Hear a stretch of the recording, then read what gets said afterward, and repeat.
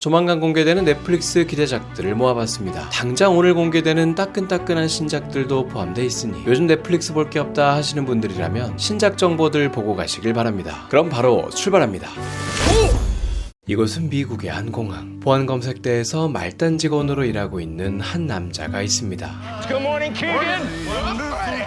말단 직원답게 하필이면 크리스마스 연휴에 여자친구와 데이트도 못 가고 당직 근무에 당첨됩니다. I don't love that we're working Christmas Eve. I'll see you at lunch. 그렇게 따분한 근무를 하던 와중 한 주인 없는 이어폰을 발견하게 되고 Excuse me. This isn't mine. 그때 이어폰을 껴보라는 의문의 문자가 날라옵니다.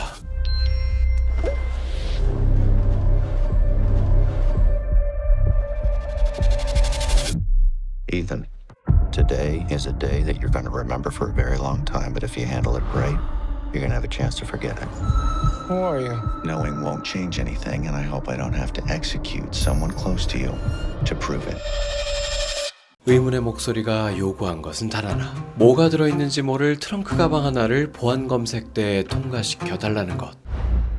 All you have to do is nothing. 이를 들어주지 않으면 이선의 여자친구는 물론 공항에 있는 승객들이 전부 살해될 거라고 예고합니다. 예고 얼굴마저 드러낸 의문의 남자는 자신이 장난을 치고 있는 게 아니라는 걸 다양한 방법으로 증명해내고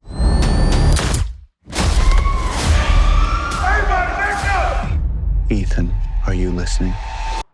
벼랑 끝에 몰린 이선은 결국 선택의 기로에 놓이게 됩니다. 이 영화의 제목인 캐리온이 참 재치 있는 제목이라는 생각이 들었는데요. 캐리온이라는 단어는 기내 수화물이라는 뜻도 있으며 하던 일을 마저 계속하다, 소란을 피우다라는 뜻도 있습니다. 즉 주인공이 캐리온을 막기 위해 캐리온하는 걸 보는 영화라는 이중적인 의미가 될 수 있죠. 주연 배우는 킹스맨으로 유명한 테런 에저튼이며 예고편에서부터 이미 당당히 얼굴을 공개한 악역 역할로는 오자크의 주연으로 유명한 제이슨 베이트먼이라서 일단 배우 파워만 보더라도 관심이 가는 영화입니다. 캐리온은 12월 13일 금요일에 공개 예정입니다. 10대 때 캐리비안의 해적을 찍고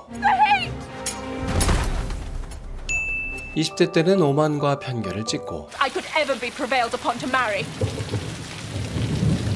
30대 때는 비긴 어게인을 흥행시킨 배우 키이라 나이틀리가 40대를 목전에 둔 지금 넷플릭스 오리지널에 처음 도전합니다. 당장 이틀 후면 공개되는 드라마 블랙 도브라는 작품인데요. 여기서 키이라 나이틀리는 얼핏 보면 평범한 주부로 보이지만 사실은 일부러 고위 정치인과 결혼을 해서 남편의 각종 비밀들을 외부로 빼돌리고 있는 일종의 스파이 캐릭터를 맡았습니다. 그러던 와중 정체가 탄로날 위기에 처하게 되고 이후 벌어지는 일들을 다룬 드라마이죠. 단순히 개인의 일상을 지키기 위한 사투가 아니라 영국과 중국 사이에서의 외교 문제까지 불거지며 꽤 거대한 음모에 휘말리게 된다는데 점점 스케일이 커져가는 이 과정을 얼마나 짜임새 있게 풀어냈을지 궁금합니다. 일단 길지도 짧지도 않은 6부작이라는 점이 마음에 들고요. 청소는 관람불가 등급이라는 점도 제 취향입니다. 앞서 말한 그의 크리스마스에는 이 각본과 이름을 보고 관심이 생겼었다면 이 블랙도브라는 작품은 제작사 때문에 관심이 갔었는데요. 바로 미국 드라마 중에서도 최고의 명작하면 빠지지 않는 작품 체르노빌의 제작사입니다.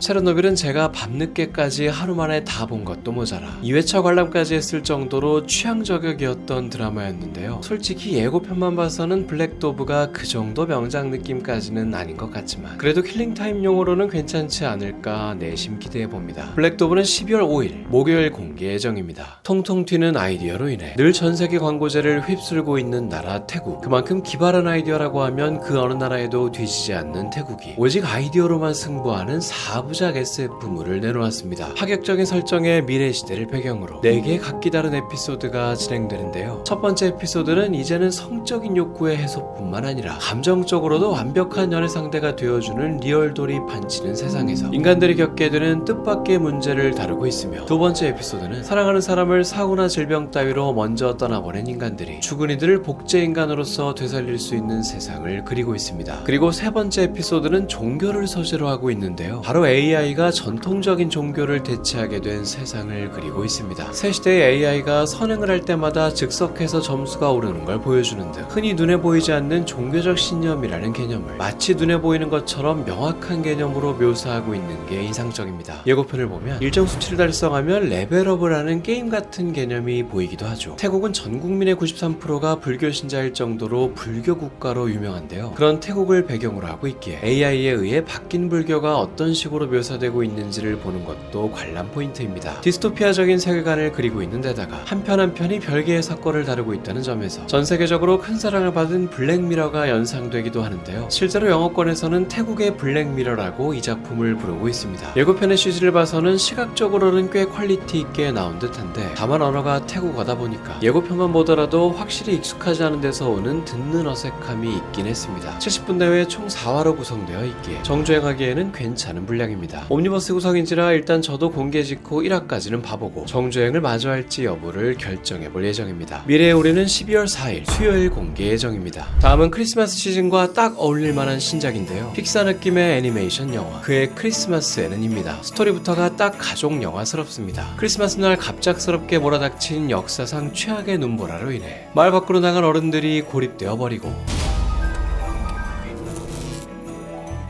크리스마스 당일날 아이들만 마을에 남게 되죠. They won't be home for Christmas?